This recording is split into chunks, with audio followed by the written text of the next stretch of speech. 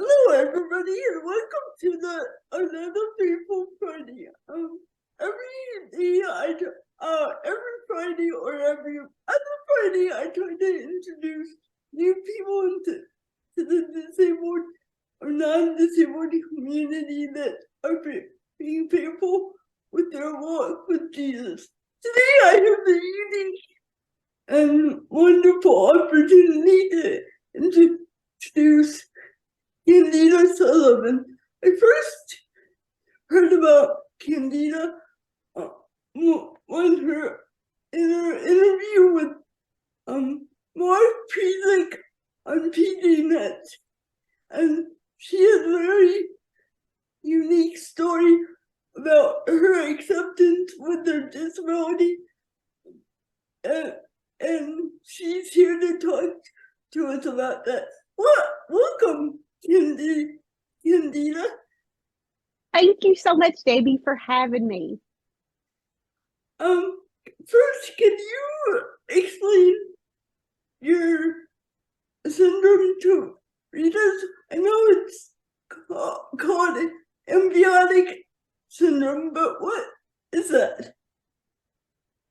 Amniotic band syndrome is a condition that happens in the mother's womb. The doctors they don't really know what causes it. They don't have a definite explanation of it all. But the bands attacked me and they affected all four of my limbs, both of my feet, both of my hands, and then one of the bands was attached around my right arm near the bicep and tricep. Can you explain how you viewed your disability as a child? I read about your unique nightly routine. Can you explain what your nightly routine was? I sure will. So for me, it was so hard to be different. I just wanted to be like everybody else. I wanted to be like the other kids. And I was often ashamed of my scars because people stare at them and they would make comments about it. And it just made me feel so uncomfortable. So every night before I went to bed, I prayed and I asked God to heal my hands, to take all of this away from me. And I knew that He could do it. And so I was just so excited every night going to bed. I would wake up in the morning, jerk my hands out from underneath the covers, just thinking that this is the day. But it never happened that way. And I was so disappointed. I just could not understand why God healed the people in the Bible and He would not heal me. In your book, um, in your book, right now, the book name is not coming to me, but in your book, you explain the three perspectives you could have had toward your disability. What when your shift happened to starting to be extraordinary. Yeah, so just going through challenges, I think that we have different ways that we can look at things and different ways that we can approach it. And for me, I knew that I had choices. So I could either wallow in the self pity and cry about being different. I could just hide in the shadows of life, never really live my life, just kind of hide from it all. Because that's what I did for a long time. I shoved my hands in my pockets and just tried to pretend that I wasn't different. Or I could decide, since I would never be ordinary, that maybe I could be extraordinary. And that just gave me just that little glimmer of hope of maybe I could do something great with my life. What did you want to be when you first started to grow up? I wanted to be a teacher. I just thought it would be so cool to teach kids. And I loved that. I wanted to be a teacher. What did you do after you graduated? So after school, I did some odd jobs. I waited tables at Pizza Hut and I just had different jobs that I did and I earned a paycheck. but none of those were really that I was excited about, that I loved doing. What made you decide to want to change jobs? Well, I had a child, and when I held my baby, it just changed everything for me. I wanted to be somebody that he could be proud of one day. I didn't want to be that victim. I didn't want to live in the shadows of life, but I wanted to have this amazing, beautiful life so that I could show him that all things are possible. Um, okay. Why was it so hard to admit you were disabled in order to go to college or find a career? So somebody had told me about an organization for people with disabilities that if you just went in and asked them to help you, that they would pay for college for me. So that seemed like a wonderful idea because at the time I was working, I had a child, I couldn't afford to go to school. But my husband and I made too much money for me to qualify for assistance. So I went in, and because I had such a strong work history, they needed to do further testing on me. And it was so hard for me to ask for help and say that I was Yeah. disabled because my whole life I had focused on my abilities, what I could do, figuring it out. And to me, it just seemed like I was being so inauthentic to who I was. So it was a really hard thing for me to do.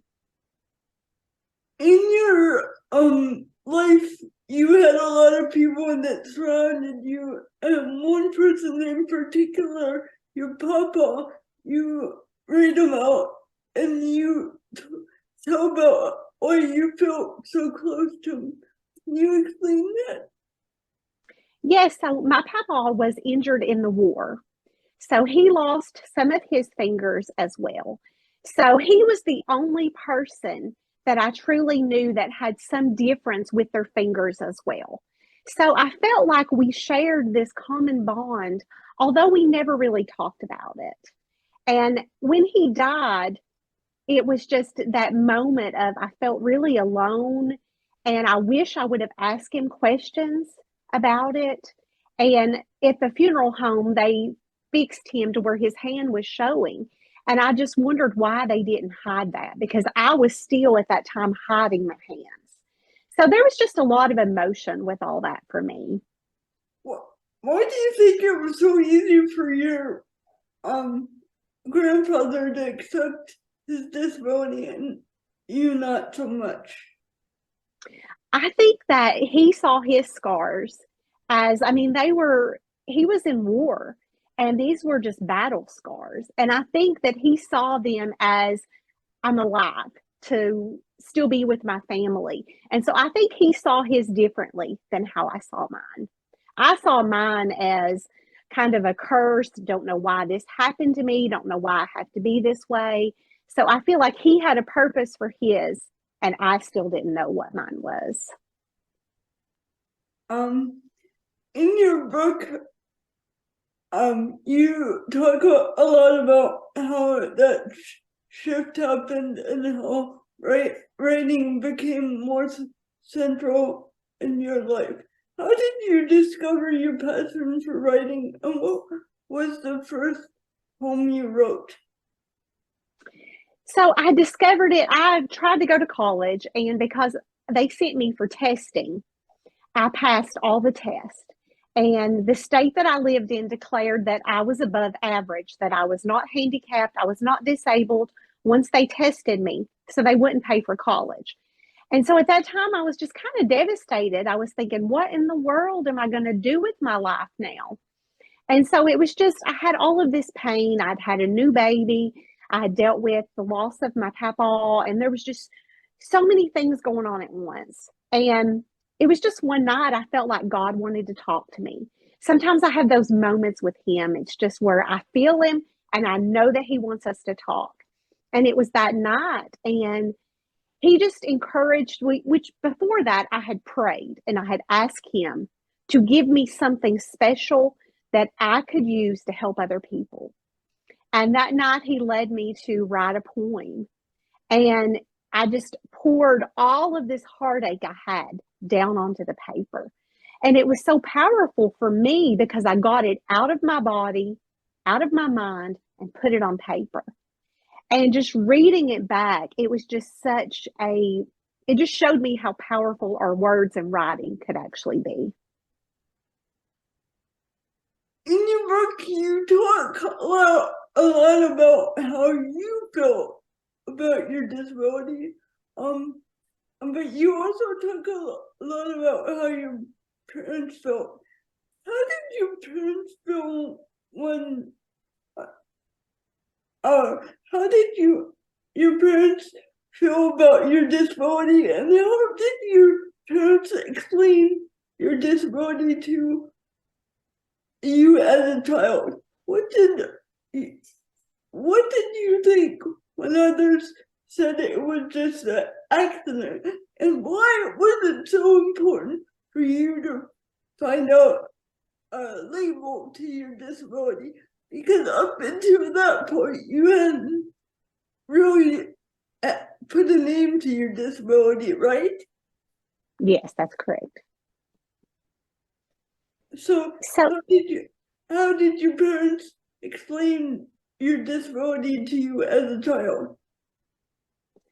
well, we never really talked about it. And growing up, they never treated me different than my siblings. I have an older brother and a younger sister, and they never treated me any different. They never mentioned it. It was never something that was just talked about in our house. And the few times that I tried to use it, because, as a kid, you're going to try to get out of doing things, I tried to not wash dishes, and my mom would not let me use it as an excuse. And she would tell me every time I tried to get out of doing something, find your own way, Candida. You can do anything. And that's how they saw me. They saw me with so much potential and that I could do anything. They wouldn't let me use it. And it was not a part of our life, actually. I'm sorry, excuse me. It was just something that other people made me feel uncomfortable about. But they were just absolutely wonderful. And I mean, they never referred to it as anything other than just my right hand, my left hand. It was just never a big deal.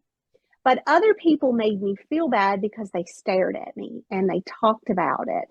So they're the ones that made me feel like there was something wrong with me. Why was it so important for you to find a purpose for your diagnosis? I don't really know. I think I just needed to know why it happened. I think I knew that it was important and that it was going to help me in some way. And I just needed to know what that was. So I used to cry about my scars. I didn't want to be different. And I used to ask God to take it away, as a child. And there were just times as an adult that I truly just felt like I could not accept it. And I was just praying and asking God to help me. And He gave me my diagnosis. I was able to find that. And then I was able to find this whole group of other people who had the same condition. And when this mother shared her story with me that her baby died, that triggered that for me, that I could have died too, but God blessed me to live. And that changed absolutely everything for me. Instead of seeing it as this burden, I saw it as a blessing. God spared me and He let me live. How did your parents deal with your disability diagnosis? They done really well with it. Now, of course, parents want what's best for their child. And so when I was a little girl, my mom, which when she first had me, it was hard for her because they rushed me away. They didn't allow her to hold me, to look at me. They just rushed me away. And so she was very concerned about that. When they brought me into her, she said I was wrapped in a blanket very tight so that all she could see was my face. And she thought she had done something wrong to cause this to happen to me. So she was talking to me and she was just looking at me. And she said that I took my hands out from underneath the blanket and put them on her face. And in that moment, she knew that everything was going to be okay. But they did take me to a doctor to see if they could do something, some kind of operation, something to help me. And my odds were just not very good at all. The doctor said if he cut the nerves wrong, that I would lose all function of my hands. And as it was, I could still use my hands. So he just advised them to take me home and to love me. And he told them that I would be gifted one day in some way. And in the meantime, just to love me. And so that's what they did. And it was never an issue after that. Yeah, I really related to that story because my parents often told me of one instance where they went to 2 different doctors when I was diagnosed with CP. One of them said, like, don't worry about the kind of shoes you buy your daughter because she will never walk. It's like, it really doesn't matter. Whereas another doctor just said, yeah, buy her the prettiest shoes you can because Yeah. it's all in the way the doctor's perspective sees the disability and how they support the parents in the diagnosis.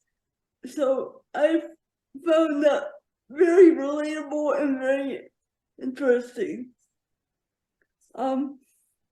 In your book, you talk about the lack of adaptations in your school, and how you appreciated that. Could you explain that a bit? Just because I like the quote where you said, just because I couldn't pick up the glass in the same way someone else doesn't mean I couldn't pick it up. Could you explain that a bit more? Absolutely. And for me, my mom had gave me that strong foundation of I could do anything. So it does take me sometimes a little longer to do things and I have to figure them out. So if people will just give me space and time, I can figure it out. And I think that was the big thing. She did not want them to do everything for me. She wanted me to figure out how to do it myself. So I was forced to figure it out. And it is that whole thing. I don't do things like everybody else, but I can still do them if they'll just let me do it my way. So I think I truly appreciated them giving me the space of kind of stepping outside of the box, finding my own way, and having that freedom to figure things out. I think it just really helped me in my life. How did you feel?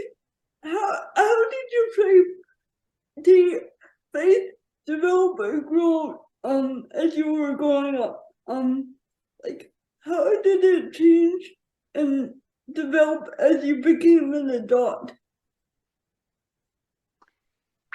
I feel like that God has just always been with me and we've just always had this relationship. I was saved when I was a young girl and I have a beautiful relationship with him and he helps me process things and just truly helps me. I think regardless of how dark my life might seem, he gives me just this little glimmer of hope to keep going and keep doing it and reminding me that I can do things. And so I've always had a relationship with him. I can just remember even, as a little girl, just praying and just continuously talking to him and trusting him he's brought me to this. I have this. He allowed this to happen to me and just to trust him to help me use it in a beautiful way. As a okay. Um in your book you also talk about how many jobs you had. Could you explain your experiences and the one experience that really changed you and helped you accept your disability? Well, not accept it, but the one that really allowed you to become strong in who you are and helped you develop your perseverance. Yes. So when I was around 18 years old, I was working my way through college. I had these big hopes and these dreams and just had all these possibilities, things I wanted to do. So I worked at a little country store and I worked there part time while I went to college. And so my boss came in one day and she told me that she needed to talk to me before she put me on the schedule. I noticed I wasn't on the next week's schedule. And so we had our conversation and she fired me because she said that I couldn't wring out a mop good enough. And it was not only that she fired me, it was all of the hurtful things that she said to me why she was doing it. And that was the first time an adult had really put me down and just talked about the things that I couldn't do. And it was so hurtful for me because I went to church with her. I loved her as a person. I looked up to her. And that was just a really tough moment for me because I felt so knocked down just being fired for something so simple that other people can do easily. And it was very hard for me. But it did make me stronger because sometimes I think when we go through these pivotal moments in our life, it'll either really hurt us or help us. And this helped me to fight back and get that kind of attitude. I'm going to show you that I can do things. So it really helped me. And later on, I looked at the whole situation as a blessing that happened to me because truly did help me to become stronger. Yeah, I've had many experiences where the like it's hard for me to find jobs because it's like I rely on people to help me with physical things like feeding and Mm-hmm. um going to going to the bathroom. I just rely on people for physical things, and I can't always do everything by myself. But once I'm Right. at a computer, I'm fine. I mean, if the physical things are taken care of, it's fine. But most people don't think like that. They just like, oh, she can't take care of herself during breaks, so we can't hire her. Yeah, so I've had experiences like that. Um, um, what did you, as a single person right now, I really related to your um chapter on marriage and how you found your husband. Why did you believe you would never get married growing up? When did that change for you and why? So I don't know. I guess there were just parts of my life that were ugly in the fact that people stare at me, people say mean things to me. I was fired from that job. They're just different things in my life. And I wanted somebody that could look beyond the scars and see the person underneath. And up until a certain point, I had never found that. My hands were always an issue when I would go on a date. People would want to know what happened to me. Was it hereditary? You know, is it going to affect their children? All of these things. And it's like the minute that they did that, kind of just broke the connection because I knew that they weren't really seeing me. Yeah. And so it was a blind date, and my friend fixed me up with this guy. And I was so nervous to go out with him because I was afraid it was going to end like all the others. He would be really nice, but it would never go anywhere.